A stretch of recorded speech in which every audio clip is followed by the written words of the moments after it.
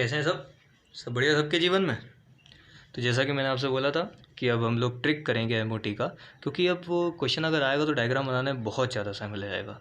अब इतना तो कोई है नहीं कि फिंगर टिप्स पे अगर कर रहा है तो बहुत अच्छी बात है, और जिसको चाहिए वो ट्रिक ले सकता है बस वीडियो को देख के।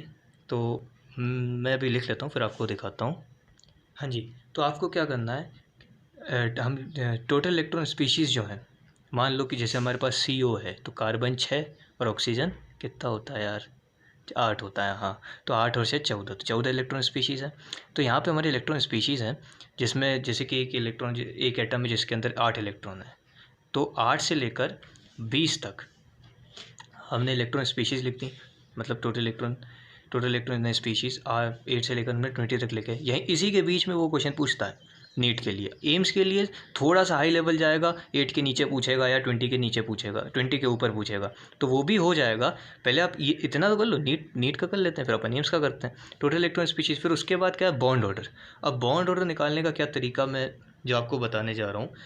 14 को लेना सेंटर, 14 को क्या लेना है, सेंटर, इसको दे देना बॉन्ड ऑर्डर 3।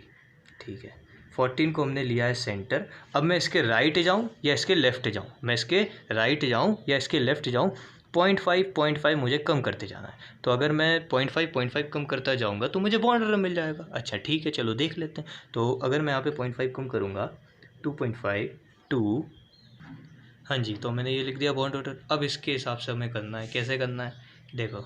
अगर कोई इलेक्ट्रॉन स्पीशीज़ है, जैसे मैं एग्जांपल ले लेता हूँ, एग्जांपल अपन ने लिया N2। ठीक है, एग्जांपल है ना N2। एक नाइट्रोजन कितने होते हैं, 7, 7 और 7 14, 14 बोले तो बॉन्ड ऑर्डर कितना आया, 3 आ गया इसका बॉन्ड ऑर्डर। ठीक है, अब वो क्वेश्चन यहाँ तक नहीं पूछता, क्वेश्चन पूछता है कि इसकी हमें आप वो बताइए कि ये पैरामैग्नेटिक है या डायामैग्नेटिक है। तो देखो, मैंने प्रीवियस वीडियो में बताया था कि कोई भी पैरामैग्नेटिक या डायामैग्नेटिक पहचानने का तरीका क्या है, कुछ नहीं है। पैरामैग्नेटिक मतलब कि अनपेयर्ड इलेक्ट्रॉन प्रेजेंट होंगे। अच्छा, लेकिन हमें तो वैसा अनपेयर्ड इलेक्ट्रॉन यहाँ दिख ही नहीं रहा है, हमें तो यहाँ नंबर दिख रहा है अनपेयर्ड इलेक्ट्रॉन। या तो अनपेयर्ड इलेक्ट्रॉन कर लो, या फिर एक जो सिंपल तरीका है जो मैंने जिससे इसको याद किया था पैरामैग्नेटिक को, कि यदि टोटल इलेक्ट्रॉन ऑड हैं, बोले तो टोटल इलेक्ट्रॉन यदि ऑड हैं तो ये पैरामैग्नेटिक होगा। और डायामैग्नेटिक में क्या होगा, पेयर्ड इलेक्ट्रॉन हो। तो भैया पेयर्ड इलेक्ट्रॉन दिख रहे हैं क्या, नहीं दिख रहे ना। तो अगर इवन है तो समझ जाना डायामैग्नेटिक है। डायामैग्नेटिक अगर इलेक्ट्रॉन जो है वो इवन में है, ठीक है। लेकिन एक एक्सेप्शन आता है, एक ये रट्टा लगा लो, कुछ भी कर लो, जो भी आप करना चाहो, कि एक्सेप्शन, देखो यार इनऑर्गेनिक केमिस्ट्री एक्सेप्शन की केमिस्ट्री है। एक्सेप्शन जो है वो ये है कि 10, 16 एंड 32 इलेक्ट्रॉनिक स्पीशीज़, मतलब कि 10, 16 और 32 जो इलेक्ट्रॉनिक स्पीशीज़ हैं जिनके अंदर इतने इलेक्ट्रॉन्स हैं, ये होने तो चाहिए थे कैसे, ये होने तो चाहिए थे डायामैग्नेटिक, परंतु हो कैसे जाते हैं, पैरामैग्नेटिक। क्यों हो जाते हैं, क्योंकि इसमें last electron anti bonding molecular orbital में चला जाता है। ये आपसे कोई नहीं पूछेगा, आपसे तो बस ये पूछेंगे कि मतलब कि कोई एटम दे दिया, उसकी जो इलेक्ट्रॉन उसमें है 10 है, वो बोलेगा कि इस डायामैग्नेटिक और पैरामैग्नेटिक। और सबसे पहले आप देखोगे कि हाँ ऑप्शन में डायामैग्नेटिक है, और फिर ऑप्शन में देखो डायामैग्नेटिक, गोला लगा देंगे और फिर माथा फोड़ोगे कि बताओ अरे जी गलत हो गया। देख लेना 10, 16 और 32 ये होते डाया हैं, लेकिन जो एमओटी है वो क्या कहती है कि ये पैरामैग्नेटिक है। इन्हें होने चाहिए थे कैसे, डायामैग्नेटिक। लिख लो भैया, होना चाहिए था डाया, परंतु कैसे हैं, पैरामैग्नेटिक। होने थे डाया, मैं ये बात से मना नहीं कर रहा, लेकिन पैरामैग्नेटिक होते हैं क्योंकि last electron anti bonding molecular orbital में चले जाता है। तो ये एक्सेप्शन ये याद रखना, क्वेश्चन यहीं से पूछ लेगा, ठीक है। तो ये याद रखना, डाया और पैरामैग्नेटिक, ठीक है। एक और चीज़ हमने लास्ट वीडियो में जो नहीं पढ़ी थी, देखो जब हम पाई 2p x और पाई 2p y की बात करें, ये इलेक्ट्रॉन ऑर्बिटल्स हैं, कोई पूछना मतलब ना क्या है ये। तो पाई 2p(x) और पाई 2p(y) ये डीजेनरेट ऑर्बिटल्स होते हैं। डी क्वेश्चन आया हुआ इसलिए मैंने इसको उठाया, डीजेनरेटिव ऑर्बिटल्स। इसका मतलब क्या होता है कि इनमें एनर्जी क्या होगी, जो एनर्जी होगी,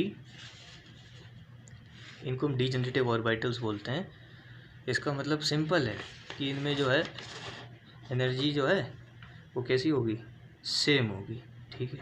मतलब इनमें एनर्जी क्या होगी, same. Pi 2p(x) and pi 2p(y) called degenerative orbitals because इनमें एनर्जी क्या होती है, सेम होती है। तो अगर एक बार हम क्विक रिवीजन लें जो जो अभी हमने पढ़ा, टोटल इलेक्ट्रॉन स्पीशीज सबसे पहले हमें देखनी है, ठीक है। ठीक है, टोटल इलेक्ट्रॉनिक स्पीशीज है, फिर उसका हमने बॉन्ड और निकाला, 14 को हमने सेंटर माना, 14 को हमने सेंटर माना, उसको 3 बॉन्ड और दिया। फिर यहाँ पे हम 20 तक जाएंगे और 0 तक जाएंगे, मतलब 8 तक जाएंगे, तो हम बॉन्ड और 0.5 से माइनस करते जाएंगे। और क्वेश्चन पूछेगा कि पैरामैग्नेटिक या डायमैग्नेटिक, वो भी निकाल सकते हैं। पैरामैग्नेटिक मतलब कि अनपेयर्ड इलेक्ट्रॉन हो या फिर टोटल इलेक्ट्रॉन जो है वो ऑड हैं, तो हम इसको पैरामैग्नेटिक बोलेंगे। और डायमैग्नेटिक पेयर्ड इलेक्ट्रॉन हो या टोटल इलेक्ट्रॉन इवन है तो हम इसको क्या बोल देंगे, डायमैग्नेटिक। और एक चीज़ याद रखना, एक्सेप्शन क्या है, 10, 16 एंड 32 इलेक्ट्रॉनिक स्पीशीज़ जो एटम होते हैं उन्हें होना चाहिए था कैसा, डाया। मैं मना नहीं कर रहा, लेकिन वो हो कैसे जाते हैं, पैरा। पैरा क्यों हो जाते हैं, क्योंकि आखिरी electron anti bonding molecular orbital में चला जाता है और बॉन्डिंग मॉलिक्यूलर ऑर्बिटल में नहीं जाता, ठीक है। ये क्लियर हो गया। और याद रखना जो पाई 2p(x) है और पाई 2p(y) है, ये डीजेनरेटिव ऑर्बिटल्स होते हैं जी, डीजेनरेटिव ऑर्बिटल्स होते हैं। क्यों डीजेनरेटिव ऑर्बिटल्स होते हैं, इनमें एनर्जी सेम होती है। अगर यहाँ पे एक और मतलब आपको स्टेटमेंट में दे दिया कि sigma 1s and sigma star 1s, क्या ये भी डीजेनरेटिव ऑर्बिटल्स होते हैं? नहीं, ये नॉन डीजेनरेटिव ऑर्बिटल्स होते हैं यार, नॉन डीजेनरेटिव ऑर्बिटल्स। क्यों, ये एंटी बॉन्डिंग है, ये बॉन्डिंग हमने पढ़ा है, बॉन्डिंग की कम होती है, एंटी बॉन्डिंग की ज़्यादा होती है एनर्जी। और स्टेबिलिटी कहाँ पे ज़्यादा होती है इलेक्ट्रॉन की हमारे, भैया पढ़ लो, पहले लेक्चर देख लो अगर नहीं आता तो, ठीक है ना। हाँ, उसके बाद अब मैं आपको एक क्वेश्चन कराऊंगा जो नीट में आया हुआ है और देखते हैं क्या हाल है उसके। हाँ जी, तो हमसे उसने पूछा था कि find bond order, bond energy and bond length किसकी, O2+, O2, O2- and O2-2। तो देखो पहले खुद करो पॉज करके, अगर नहीं हो रहा तो समझ जाना कितने पानी में हो, और अगर हो जाता तो अच्छी बात है। तो देखो भैया, सबसे पहला काम हमारा क्या है, इलेक्ट्रॉन देखना। 8 और 8 कितने होते हैं, 16। एक प्लस मतलब एक इलेक्ट्रॉन निकला होगा, तो कितने होंगे, 15। ठीक है भैया, 15 हो गए। इसमें O2 8 और 8 16, 8 और 8 16 17, 8 और 8 16 और 2 18। ठीक है, अब हमारा काम है बॉन्ड ऑर्डर निकालना। बॉन्ड ऑर्डर निकालना बहुत सिंपल है। कैसे, हमारा जो ग्राफ जो हमने बनाया था, ग्राफ कर लो या फिर कुछ भी कर लो, जो ट्रिक थी वो क्या कहती थी कि 14 तो हमारा सेंट्रल है तो उसको 3 देना है। आप इसके राइट में जाओ या लेफ्ट में जाओ, 0.5 कम करते जाओ। जैसे 15 बोल रहा है तो 15 में 0.5 कम करोगे कितना आएगा, 2.5। ठीक है भैया, 2.5। 16 में 0.5 और कम कर दो, 2। 17 में 0.5 और कम कर दो, कितना बचेगा, 1.5। और कम कर दो तो 1। ठीक है, अब बात आती है बॉन्ड एनर्जी की। ठीक है, अब इसने बोला था कि find bond energy and bond length, और इसको अरेंज करो भैया, अरेंज भी तो करना पड़ेगा ना, correct order of bond energy में। ठीक है, find the correct order of bond energy. तो देख बड़े भैया, बॉन्ड ऑर्डर क्या होगा, बॉन्ड ऑर्डर तो ये हो गया। अब अच्छा, इसमें एक और क्वेश्चन मैं मिलाता हूँ, पहले रुको बॉन्ड एनर्जी और कर लें। तो बॉन्ड एनर्जी देखी जाएगी किससे, O2+, सबसे ज़्यादा बॉन्ड ऑर्डर इसी का है ना, तो बॉन्ड एनर्जी सबसे ज़्यादा O2+, फिर O2, फिर O2- और फिर O2-2। ये हमारी क्या है, बॉन्ड एनर्जी। अब यहीं पे वो क्वेश्चन पूछ लेता कि फाइंड आउट पैरामैग्नेटिक है या डायामैग्नेटिक है, मतलब ये पूछ ले कि बताओ ये पैरामैग्नेटिक हैं या डायामैग्नेटिक हैं। तो देखो यह मैंने बताया था 10, 16 और 32, ये एक्सेप्शन है तो 16 आ गया। ठीक है, 16 कैसा होता है, अरे भैया होता कैसा है, डाया होता है। अरे होता ही नहीं होता, मैंने लिखवाया था 10, 16, 32 होना चाहिए था डाया, परंतु हो कैसे जाते हैं, पैरा। तो 16 पैरा, फिर तो सिंपल है 10, 16, 32, या और कोई एक्सटेंशन तो है नहीं। तो 50 और पैरा डायामैग्नेटिक बचे थे हमारे, तो 16 तो पैरा मैग्नेटिक हो गया। अब 17, 18 और 15 बचते हैं। तो देखो 15 में ऑड इलेक्ट्रॉन स्पीशीज़ है, मतलब ऑड इलेक्ट्रॉन है या फिर इवन है, तो ऑड है तो कैसा हो जाएगा, ये भी para magnetic. 17 is also odd, अरे बोलना यार, 17 भी ऑड है तो para magnetic, and 18 is also odd. Odd है क्या, ये इवन है ना गोबरों, तो ये डायामैग्नेटिक हो जाएगा। ठीक है, तो 10, 16, 32 एक्सेप्शन है, याद रखना, ये हमारा डायामैग्नेटिक और पैरामैग्नेटिक हो गए। अब इसी में अब इसमें तो ऐसी जगह नहीं बची, अगर मैं नीचे लिखूं इसी में स्टेबिलिटी अगर वो पूछे, इसी में अगर वो स्टेबिलिटी पूछे तो क्या करेंगे आप? ये हमारा ऑर्डर है, इसमें अगर वो हमसे पूछता है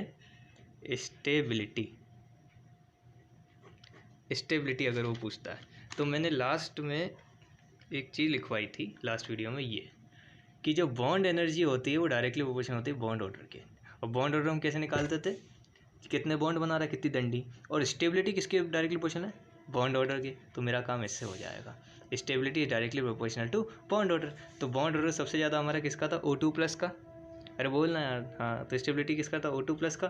बस फिर O2, फिर O2 माइनस, फिर O2 माइनस 2। तो ये हमारी क्या है, स्टेबिलिटी का ऑर्डर, स्टेबिलिटी का ऑर्डर है। एक और चीज़ उसने पूछी हमसे बहुत प्यारी, जिसको बोला उन्होंने बॉन्ड लेंथ। बॉन्ड लेंथ, इसको उन्होंने क्या बोला, बॉन्ड लेंथ। अब देखो बॉन्ड लेंथ, फिर आ जाओ वापस, पुराने लेक्चर में हमने क्या पढ़ा था कि जो बॉन्ड लेंथ होती है वो इन्वर्सली प्रोपोर्शनल होती है बॉन्ड ऑर्डर के। मतलब जितना ज़्यादा बॉन्ड ऑर्डर होगा उतनी बॉन्ड लेंथ कम हो जाएगी। अरे बॉन्ड ऑर्डर ज़्यादा है, डंडियाँ ज़्यादा हैं, अगर डंडियाँ ज़्यादा होंगी तो अट्रैक्टिवनेस होगा, समझ हो ना, अट्रैक्टिवनेस होगा, दूर नहीं जाएंगी, साथ साथ रहेंगी। ऐसे कोई साथ नहीं रहता। चलो, तो बॉन्ड लेंथ क्या है, बॉन्ड लेंथ याद रखना इन्वर्सली प्रोपोर्शनल होता है किसके, बॉन्ड ऑर्डर के। तो बस उल्टा लिखना है और कुछ करना ही नहीं भाई साहब, कैसी बात कर दिया तुमने छोटे। O2 प्लस, ये हमारा क्या हो गया, बॉन्ड लेंथ। एक और क्वेश्चन मैं आपको कराऊंगा जो एम्स में आया था, चलो देखते हैं। हाँ भाई, तो ये एक एम्स का क्वेश्चन था, मुझे सन तो याद नहीं आ रहा सही से, लेकिन एक क्वेश्चन आया हुआ था। तो इसमें देखो, विच हैज़ मैक्सिमम स्टेबिलिटी। तो सबसे पहले दिमाग में जो चीज़ आनी चाहिए वो है कि मैक्सिमम स्टेबिलिटी पूछा है, तो स्टेबिलिटी डायरेक्टली क्वेश्चन होती है बॉन्ड ऑर्डर के। ठीक है भैया, तो बॉन्ड ऑर्डर अगर हम निकाल लें तो हम स्टेबिलिटी निकाल सकते हैं। सबसे पहली चीज़ ये आनी चाहिए हमारे दिमाग में। तो देखो N2 प्लस मतलब कि 7 और 7 14, 14 में से 2 चले गए कि आए हैं, प्लस लगता है जब जाते हैं। अरे बोलना यार, तो यहाँ पे कितना आएंगे इलेक्ट्रॉन्स, या हम इलेक्ट्रॉन्स लिख रहे हैं, विच इज़ इक्वल्स 12 है। N2 प्लस में क्या होगा, 7 7 14, एक चला गया तो कितने बचेंगे, 13। N2 माइनस एक आ गया 15, 2 आ गए 16। ठीक है, इस हिसाब से हम बॉन्ड ऑर्डर निकाल लेंगे। 14 क्या होता है, सेंटर होता है। अगर हम इस तरफ जाओ, राइट में जाओ, लेफ्ट में जाओ, 0.5 कम करते जाओ, तो 13 पे कितना है 2.5, फॉर 15 पे भी कितना है 2.5, 16 पे कितना है 2, और 12 पे कितना है 2। अब ये क्या हो गया, यहाँ तो बॉन्ड ऑर्डर ये 2 ये तो समझ में आ गया कि ये तो कम है। अब यहाँ 2.5 सेम आ गई। अब आप कैसे करोगे, और ऑप्शन में एक ही रहता है कि N2 प्लस या N2 माइनस किसकी मैक्सिमम स्टेबिलिटी है। ये थी ना, अपन को ऑर्डर नहीं लिखना है इस समय, अपन को इस समय लिखना है कि इनमें से किसी एक की स्टेबिलिटी ज़्यादा है और वो कौन सा है। तो मेरी बात याद रखना, N2 प्लस और N2 माइनस में बॉन्ड ऑर्डर हमारा क्या आ रहा है, सेम। और जब जब ऐसा होगा कि हमारा बॉन्ड ऑर्डर सेम आएगा, तब तक बस इतना याद रखना, एक लंबी सांस लेना और फिर याद करना कि हाँ, एक गधे ने पढ़ाया था कि जो आंसर है वो जाएगा N2 प्लस। क्यों जाएगा बताऊंगा, टेंशन नहीं लेना। आंसर क्या जाएगा, N2 प्लस। क्यों, क्योंकि बिकॉज, इसको देयरफॉर बोलते हैं, बिकॉज में मालूम नहीं। N2 माइनस जो होता है, N2 माइनस N2 माइनस में क्या होता है, जब हम इसका पूरा वो चार्ट बनाते हैं, जैसे हमने बनाया था मॉलिक्यूलर ऑर्बिटल थ्योरी का, बोरोन का हमने बनाया था B2 का। तो जब N2 माइनस का हम चार्ट बनाते हैं तो यहाँ पे हेयर लिख लेना इसको, है ना, electron will go in anti bonding orbital. अब तो समझ में आ गया होगा यार, अब तो समझ में आ गया होगा कि थोड़ा बहुत तो समझ में आया होगा, नहीं आया तो फिर से देख लो। N2 प्लस याद रखना, N2 प्लस आंसर क्यों गया, अरे यार पॉजिटिव है, बॉन्डिंग और बॉन्डिंग मॉलिक्यूलर ऑर्बिटल में जा रहा होगा इसका लास्ट इलेक्ट्रॉन। जबकि एंटी बॉन्डिंग, जबकि N2 माइनस में क्या है, इलेक्ट्रॉन ज़्यादा है, तो वो कहाँ पे जा रहा होगा, एंटी बॉन्डिंग मॉलिक्यूलर ऑर्बिटल। ये प्लस माइनस याद मत कर लेना, इसका पूरा चार्ट बनाएंगे, उससे मैंने आपको बताया कि एंटी बॉन्डिंग मॉलिक्यूलर ऑर्बिटल में जाएगा। अब मुझे पता था कि एंटी बॉन्डिंग मॉलिक्यूलर ऑर्बिटल में अगर एक कोई इलेक्ट्रॉन जाता है तो अनस्टेबिलिटी प्रोवाइड करता है, ना कि स्टेबिलिटी। तो इस कारण से ये अनस्टेबल हो गया है, समझे कि नहीं, देखो तो तनिक। और ये कुछ क्वेश्चंस हैं जिनको आप याद ही कर लो तो अच्छा है, क्योंकि वहाँ पे इतना समय नहीं मिलेगा कि आप वो पूरा ऑर्बिटल बना पाओ। तो जो हमारा C2 है, C2, अरे भैया फ़ोन की बात नहीं कर रहा, C2 मॉलिक्यूल, कार्बन मॉलिक्यूल लिखना पड़ता नहीं, आधे लोग तो सोचें अच्छा मोबाइल। तो जो कार्बन मॉलिक्यूल है इसमें जो बॉन्ड ऑर्डर होता है वो 2 होता है, बस इतना याद रखना, सिंपल सी बात है। इसका स्ट्रक्चर बना सकते हो, स्ट्रक्चर बना लो। और समय के हिसाब से मैंने बता दिया C2 मॉलिक्यूल में बॉन्ड ऑर्डर कितना होता है 2, जहाँ पे दोनों पाई बॉन्ड्स होते हैं। अच्छा, हमने बोरोन का तो हमने बनाया ही था, इसमें बॉन्ड ऑर्डर कितना आया था देखो तो तनिक पिछला वीडियो, तो 1 आया था, है ना। और NO2 नाइट्रोजन 7, 8 8 16, 16 और 6 24, मैं अगर सही बोला हूँ 16 6 22 होता है, 22 और 1 23 आता है। और ये कैसा होता है, पैरामैग्नेटिक।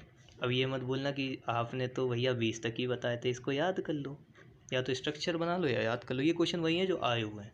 NO2 23 पैरामैग्नेटिक होता है। एक और चीज़ याद रखना, जो H2- होता है, H2- इसमें फ्रैक्शनल जो है बॉन्ड ऑर्डर आता है, फ्रैक्शनल बॉन्ड ऑर्डर, मतलब कि ये 2.5 जो हमारे फ्रैक्शन आए थे ना, इसमें भी फ्रैक्शनल बॉन्ड ऑर्डर आता है। और O2- में जो number of anti bonding electron pairs होते हैं वो कितने होते हैं, 3। ये अगर आपको याद करना है कर लो, नहीं तो आप स्ट्रक्चर भी बना सकते हो। ऐसी बात नहीं कि आप स्ट्रक्चर नहीं बना सकते, स्ट्रक्चर भी बना सकते हो। हमारे फिजिक्स वाला अलग सर पांडे जी ने इसका बहुत प्यारा वीडियो मॉलिक्यूलर ऑर्बिटल थ्योरी का कॉन्सेप्ट वाला पूरा बना के रखा है, अगर आप चाहें तो उसको भी देख सकते हैं। और उसके बाद हीलियम-2 जो है MOT के अनुसार एग्जिस्ट ही नहीं करता। Helium two does not exist according to MOT। अरे भैया किसी से बोल नहीं रहा अपन MOT, इसका नाम ही है मोटी मॉलिक्यूलर ऑर्बिटल थ्योरी, ठीक है। तो ये हमारा इतना पूरा ट्रिक हो गया और कॉन्सेप्ट हो गया। अब अगर अच्छा लगा हो तो और बताना और कमेंट्स करना, और मज़ेदार चीज़ें लेके आएंगे आपके लिए। और एक और चीज़ मैं आपको बताना भूल रहा हूँ, एक सेकेंड। तो ये एक और क्वेश्चन है, हमारे पास समय भी है, तो एक और क्वेश्चन ये एम्स में आया हुआ है, ये आप चेक भी कर सकते हो, मैंने भी चेक कर लिया। तो देखो इसमें पूछा था which of the following statement is correct for the conversion of oxygen to oxygen ion O2+, ठीक है। मतलब एक इलेक्ट्रॉन मुझे निकालना है बहुत प्यार से, तो इसके लिए कौन सी स्टेटमेंट करेक्ट होगी। तो थोड़ी सी पर्दाएँ दिमाग की खोल के रखना। देखो ऑक्सीजन से हम ऑक्सीजन प्लस में जा रहे हैं, मतलब O2 का कितना होता है 16, O2 का कितना होता है 16, और O2+ कितना हो जाएगा 15, ठीक है। मतलब इसका 2.5 होगा और इसका 2 होगा, इतना कोई दिक्कत नहीं है। मतलब कि वो बोल रहा है कि O2+ का बॉन्ड अपना 2.5 आ गया, ठीक है। O2 का हमारे पास कितना आ गया 2। तो which of the following statement correct for the conversion of O2 to O2+। अच्छा ठीक। क्या बॉन्ड ऑर्डर डिक्रीज़ हो रहा है? नहीं भैया, बॉन्ड ऑर्डर 2 से 2.5 जाए तो इंक्रीज़ होगा ना। हाँ, और बॉन्ड लेंथ की बात कर रहा है तो भैया फिर पीछे वीडियो में आ जाओ। बॉन्ड लेंथ क्या कहता है, bond length is inversely proportion to bond order. अब अगर बॉन्ड ऑर्डर बढ़ेगा तो बॉन्ड लेंथ कम होगी ना। तो यहाँ क्या बोल रहा है कि बॉन्ड लेंथ कम बढ़ रहा है, तो ये भी गलत है भैया। उसने करेक्ट पूछा हमसे, फिर वो बोलता है मैग्नेटिक नेचर सेम। अब मैग्नेटिक नेचर मतलब पैरामैग्नेटिक और डायमैग्नेटिक पहुँच जाओ। यही क्वेश्चन इसलिए मैंने आपको कराया था एक्सेप्शन वाला। एक्सेप्शन अगर याद है तो ये हो जाएगा। एक्सेप्शन क्या कहता था, 10, 16 और 32 होने चाहिए थे डाया, पर हो जाते हैं कैसे, पैरा। तो भैया 16 है पैरामैग्नेटिक, और 15 is also non electronic species, so paramagnetic. So magnetic nature cheese same रहेगा, ये बात सत्य है। So answer will be 3rd। ये उस टाइम पे याद नहीं आएगा क्योंकि उस टाइम पे पेपर की हड़बड़ी रहेगी। तो बस पढ़ते रहिए और बस कुछ कर जाओ ऐसा कि दुनिया करना चाहे आपके जैसा। Thank you.